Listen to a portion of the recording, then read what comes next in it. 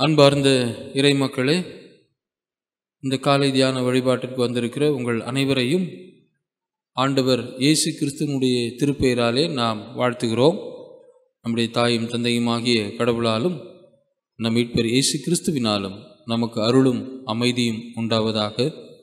ஒவ்வொரு நாளும் இந்த காலை தியான வழிபாட்டிலே ஜெபத்தோடு, உபவாசத்தோடு, பொருத்தனையோடு என்ன நோக்கத்தோடு நாம் பங்கு பெறுகிறோமோ அதனை ஆண்டவர் நம் வாழ்வில் நிறைவேற்றி தருவாராக. ஆமேன். இந்த நாளிலே நாம் சிந்திக்க இருக்கின்ற தலைவர் தாமார் ஆவார். தாமாரை குறித்து நாம் ஆதியாகமம் 38ஆம் அத்தியாயத்திலே நாம் பார்க்க முடியும். இந்த தாமார் ஒரு கைம்பெண். ஆனால் அவர் பாலியல் தொழில் செய்கின்ற பெண்ணை போல் அவர் நடித்து தனக்கான நீதியை பெற்றுக்கொண்டவர் என்று திருமறை ஆசிரியர்கள் சொல்லுகிறார்கள். Doing wrong to be right என்று சொல்லுகிறார்கள். Doing wrong to be right, தனக்கான நீதியை தான் பெற்றுக்கொள்ளும்படி இவ்வாறு அவர் நடந்தார் என்று சொல்லுகிறார்கள். தாமார் என்றால் அதனுடைய பொருள் பேரீட்சை பழம் அல்லது பேரீட்சை மரம் என்பது பொருள்.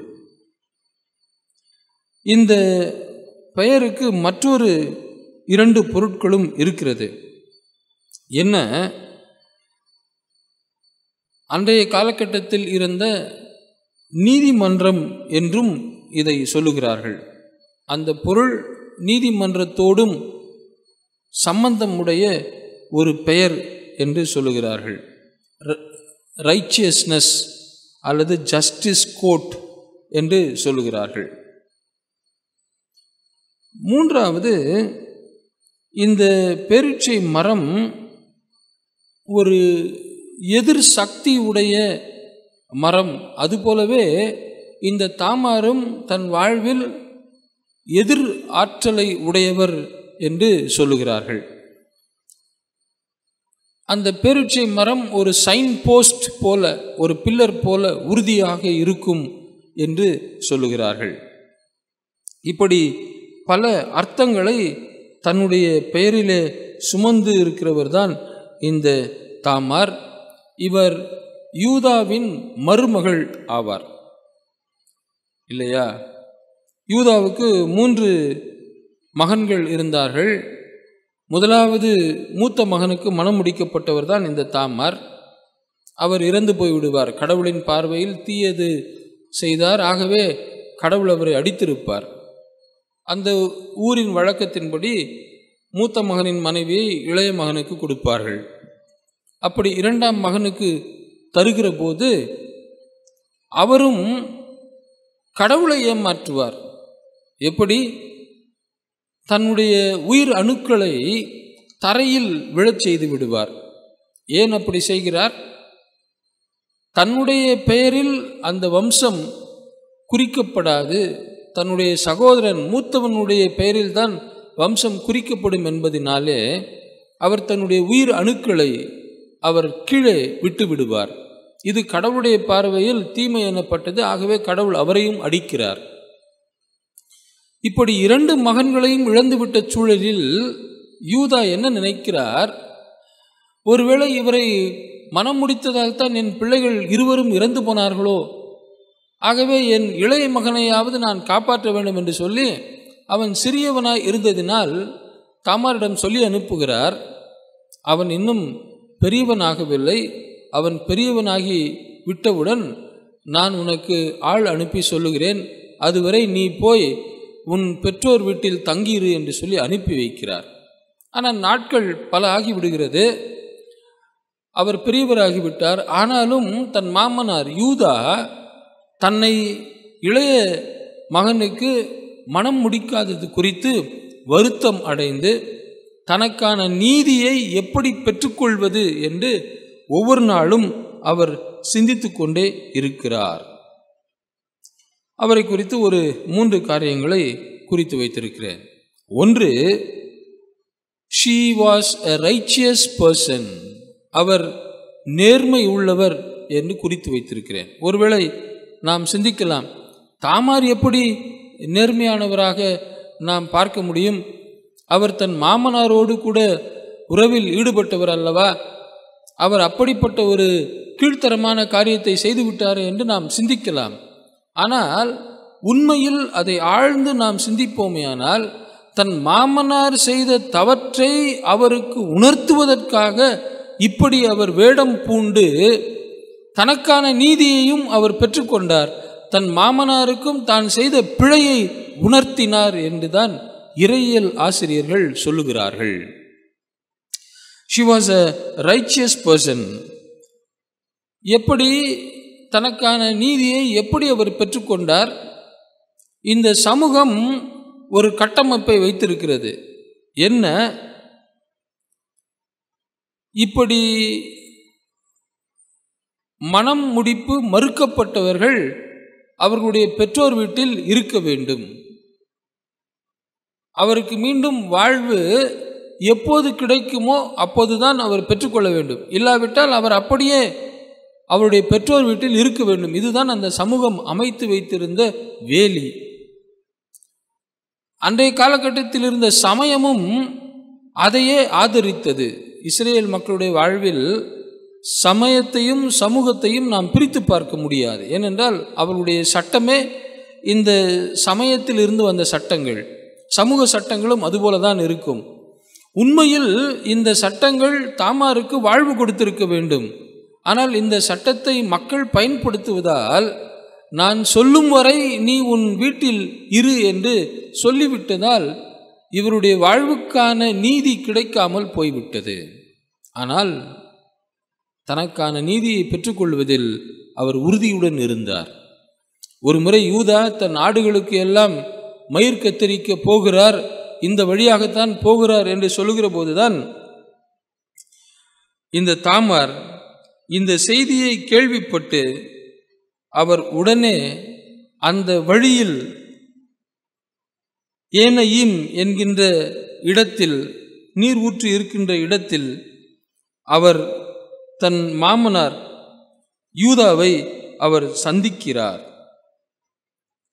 திம்னாவுக்கு போகின்ற வழியில் அங்கே இந்த ஏனையும் என்கின்ற இடத்தில் இவர் முக்காடிட்டு தம்மை மறைத்து கொள்ளுகிறார். 14ஆம் வாக்கியம், 38ஆம் அத்தியாயம் 14ஆம் வாக்கியத்திலே, சேலா பெரியவனாகியும் தம்மை அவனுக்கு மனைவியாக கொடுக்கவில்லை என்று தாமார் கண்டு தம் கைமை கோலத்தை களைந்துவிட்டு முக்காடிட்டு தம்மை மறைத்து கொண்டு திம்னாவுக்கு செல்லும் பாதையில் இருந்த ஏனையும் நகர் வாயிலில் அமர்ந்து கொண்டார். இப்படி ஒரு பாலியல் தொழில் செய்கிற ஒரு பெண்ணை போல் வேடமிட்டு தன் மாமனாரோடு உறவில் ஈடுபட்டு அவர் தனக்கான நீதியை பெற்றுக்கொள்ளுகிறார். நீங்கள் சற்று யோசித்து பாருங்கள். இப்படி ஒரு பொண்ணு வாழா வெட்டிய நம்ம வீட்டில் இருந்துச்சுன்னா அந்த சமூகம் என்ன எல்லாம் கூறும்? இவ ஒழுங்கா இருந்திருந்தா ஏண்டி அவங்க வீட்டிலேருந்து தொத்தி அமைச்சிக்க போகிறாங்க, இப்படியெல்லாம் பேச்சுகள் பேச அந்த பெண் கேட்டு இருப்பார். தன்னால் தனக்கும் தன் குடும்பத்திற்கும் தன் பெற்றோருக்கும் இழிவான அவமானமான காரியங்கள் எல்லாம் நடைபெறுகிறது. எனக்கான நீதியை யாரும் பெற்றுத்தர முடியாது. எனக்கு இந்த சமூகமும் சமயமும் வேலிகள் போட்டு இருந்தாலும் எனக்கான நீதியை நானே தேடிக்கொள்வேன் என்று சொல்லி கடவுளுடைய ஆற்றலுடன் அவர் செயல்படுகிறார். ஆகையால் தான் she is a righteous person. இதை நான் சொல்லவில்லை, திருமுறையில் இந்த யூதாவே அப்படித்தான் சொல்லுவார். 38ஆம் அத்தியாயம் 26ஆம் வாக்கியம், யூதா அவற்றை பார்த்தறிந்து அவள் என்னை காட்டிலும் நேர்மையானவள், அவளை நான் என் மகன் சேலாவுக்கு மனமுடிக்காமல் போனேனே என்றார். பாருங்கள், யூதா தன்னுடைய குற்றத்தை உணர்ந்தவராக இப்போது சொல்லுகிறார், ஆமாம் நான் தான் தவறு செய்து விட்டேன், தாமார் தவறு செய்து விட்டார் என்கின்ற செய்தியும், தாமார் கருவுற்று விட்டார் என்கின்ற செய்தியும் இவருக்கு வருகிற போது இவர் கோபப்படுகிறார். அவரை கொண்டு வாருங்கள், இழுத்து வாருங்கள், அவரை எரிக்க வேண்டும் என்று சொல்லுகிறார். ஆனால் இப்போது தாமார் தன்னிடம் இருந்த அந்த உருமாலையும் கைத்தடியையும் கொடுத்து அனுப்பிய போது, இடைவாரையும் கொடுத்து அனுப்புகிற போது, அதையெல்லாம் பார்த்த பிறகு சொல்லுகிறார், அவள் என்னை காட்டிலும் நேர்மையானவள், அவளை நான் என் மகன் சேலாவுக்கு மனம் முடிக்காமல் போனேனே என்று தன் குற்றத்தை உணர்ந்து கொள்ளுகிறார். இங்கே திருமுறை ஆசிரியர்கள் என்ன சொல்லுகிறார்கள்? யூதா ஒரு குற்றத்தைத்தான் உணர்ந்திருக்கிறார், மற்றொரு குற்றத்தை உணராமல் போய்விட்டார் என்று சொல்லுகிறார்கள். என்ன அது? தான் பையனுக்கு அந்த பெண்ணை கொடுக்கலையே என்றதை தான் அவர் சொன்னாரே தவிர, ஒரு யூதனாக இருந்து ஒரு எபிரேயனாக இருந்து விபச்சாரம் செய்யாதிருப்பாயாக என்கின்ற கட்டளை உடைய இந்த மனிதன் எப்படி ஒரு பெண்ணோடு உறவு கொண்டார்? அது தவறான செயல் அல்லவா? அதற்கு அவர் மனம் வருந்தவில்லையே என்று சொல்லுகிறார்கள். எப்படி ஆயினும் தாமார் வாழ்வின் போராட்டத்தில் தனக்கு இருந்த அநீதியை தன் செயலால் கடவுளுடைய துணையோடு தனக்கான நீதியை அவர் பெற்றுக்கொண்டார். ஆகவே அவர் நேர்மையாளர் எண்ணப்படுகிறார். she was righteous. இரண்டாவது, அவர் செழிப்புக்கு அடையாளம் என்று சொல்லுகிறார்கள். she becomes a symbol of prosperity என்று சொல்லுகிறார்கள். ஏன்? இந்த தாமார் எப்படி ஆசீர்வாதத்திற்கு ஒரு காரணியாக சொல்ல முடியும்? அதற்கு ஒரே ஒரு எடுத்துக்காட்டு மத்தேயு 1ஆம் அதிகாரம்தான். அதிலே மத்தேயு மிக அழகாக இயேசுவினுடைய வம்ச வரலாறை பதிவு செய்து கொண்டு வருகிறார். அப்போது அவர் அழகாக அங்கே சொல்லுவார், யூதா தாமாருக்கு பெற்றெடுத்த பேரேசின் குடும்பத்தில் இயேசு வருகிறார். அந்த பேரேசின் குடும்பத்திலே தான் போவாஸ் வருகிறார். போவாசின் குடும்பத்திலே தான் ஈசாய் வருகிறார். ஈசாயின் குடும்பத்தில் தாவீது, தாவீதின் குடும்பத்தில் வம்சத்தில் இயேசு கிறிஸ்து பிறக்கிறார். அப்படியானால் இந்த தாமார் தவறான வழியில் சென்றிருந்தால் கடவுள் அந்த வித்தை ஆசீர்வதித்திருப்பாரா? அந்த வித்திலிருந்து இயேசு கிறிஸ்து வந்திருப்பாரா என்கின்ற கேள்வி நமக்கு எழும்புகிறது அல்லவா? அப்படியானால் அவர் நேர்மையாளர் என்பதை நாம் ஒப்புக்கொள்ள வேண்டும். அவர் உண்மையிலேயே ஆசீர்வாதத்தின் மகள் என்பதை நாம் புரிந்து கொள்ள வேண்டும். யூதா இந்த பெண்ணுக்கு மனம் முடித்த என் மூத்த மகனும் 2ஆம் மகனும் இறந்து போனான், ஆகவே இவர் ஆசீர்வாதம் ஆக என் வீட்டிற்கு இல்லை என்று அவர் நினைத்து விட்டார். ஆனால் உண்மையில் she is the symbol of prosperity. பேரீச்சை மரம் வளத்திற்கு அடையாளம். அது எல்லாம் பாலை நிலம். ஆனால் அந்த பாலை நிலத்திலும் செழிப்புடன் வளர்ந்து அது கனியை தருகிறது இல்லையா? நீதிமான் பனையை போல் செழிப்பான். அது ஆக்சுவலாக பனைன்னு வரக்கூடாது அங்கே, ஏன்னா அந்த நாட்டு வழக்கப்படி பேரீச்சை மரம் தான் வரணும். நம்ம நாட்டில் பேரீச்சை மரம் இல்லை. ஆகவே நமது மொழிபெயர்ப்பாளர்கள் அதனை நமது கலாச்சாரத்திற்கு ஏற்றாற்போல் மொழிபெயர்க்கிறார்கள். நீதிமான் பனையை போல் செழிப்பான். பனைக்கு போய் யார் தண்ணி ஊற்றுவாங்க? பனைக்கு போய் யார் வேலி அடைப்பாங்க? பனையை யார் பராமரிப்பார்கள்? ஆனாலும் அது கனி தருகின்ற காலம். அதுவும் எப்போ? கோடை காலத்திலும் அது கனி தருகின்ற மரமாக இருக்கிறது. அதுபோல் இந்த தாமார் அவர் வளமைக்கு அடையாளமாக சொல்லப்படுகிறார். அவருடைய கருவில் இருந்துதான் பேரேஸ் வருகிறார். பேரேசினுடைய குடும்பத்தில் தான் போவாஸ் வருகிறார். போவாசின் குடும்பத்திலே ஈசாய் பிறக்கிறார், தாவீது பிறக்கிறார், இயேசு கிறிஸ்து அந்த வம்சத்திலே பிறக்கிறார். ஆகையினால் she was a symbol of prosperity என்று சொல்லுகிறார்கள். மூன்றாவதாக she was resilient என்று சொல்லுகிறார்கள். ரெசிலியன்ட்னா ஒரு மாதிரி எதிர்வினை ஆற்றி, பாரம்பரிய முறையில் செல்லாமல் எதிர்வினை ஆற்றி காரியங்களை சாதிக்கிறவர் என்று சொல்லுகிறார்கள். அதற்கு என்ன சொல்லுகிறார்கள்? பனை மரம் அனல் காற்றை எதிர்கொள்ளுமா? பனை மரம் அதிக வெயிலை எதிர்கொள்ளும். பனை மரத்திற்கு யாரும் தண்ணீர் ஊற்ற மாட்டார்கள், யாரும் அதை பராமரிக்க மாட்டார்கள். பனை மரத்தை தோட்டங்களாக வைத்து எல்லாம் பராமரிப்பது இல்லை. அது பாட்டுக்கு அப்படியே வளரும், அது பாட்டுக்கு அப்படியே போகும். அப்படி தன்னுடைய வாழ்வில் வந்த எதிர் புயல்கள், அனல் புயல்கள், எல்லாவற்றையும் சமாளித்து எதிர்நீச்சல் அடித்து தன் வாழ்வில் அவர் வெற்றியை பெற்றுக்கொண்டார் என்று சொல்கிறார்கள். She was resilient. ஒரு நல்ல தலைவர் தனக்கு எதிராக வருகின்ற எல்லா காரியங்களையும் தைரியமாக இருந்து எதிர்கொள்ள வேண்டும். அவர்தான் சிறந்த தலைவர். தனக்கு வருகின்ற எதிர்ப்புகளையும் தன் மீது சாட்டப்படுகின்ற குற்றங்களையும் தனக்கு எதிராக வருகின்ற பேச்சுகள் எல்லாவற்றையும் அவர் சமாளித்து மீண்டும் நான் நேர்மையானவர் என்பதை நிரூபிக்கிறாரே, அவர்தான் சிறந்த தலைவர். இந்த தாமார் அப்படி சிறந்த ரெசிலியண்டாக இருக்கிறார். அன்கன்வென்ஷனல் மெத்தட்ஸ் யூஸ் பண்ணாரு. அதாவது தனக்கான நீதியை பாரம்பரிய முறையில் அப்பா அம்மாவெல்லாம் கூட்டிகிட்டு போய் உங்கள் பையனை எனக்கு திருமணம் பண்ணி கொடுங்க, நீங்கள் தானே வெயிட் பண்ண சொன்னீங்க, நான் இவ்வளோ நாள் வெயிட் பண்ணிட்டேனே அப்படின்றது கன்வென்ஷனல் மெத்தடு, பாரம்பரியமான முறை. ஆனால் யூதாவுக்கு தெரியாமலேயே யூதாவோடு இணைந்து ஒரு வம்சத்தை உருவாக்குகின்ற ஒரு அன்கன்வென்ஷனல் மெத்தட், அதை பயன்படுத்தி தனக்கான நீதியை தேடிக்கொண்டவர் என்று சொல்லுகிறார்கள்.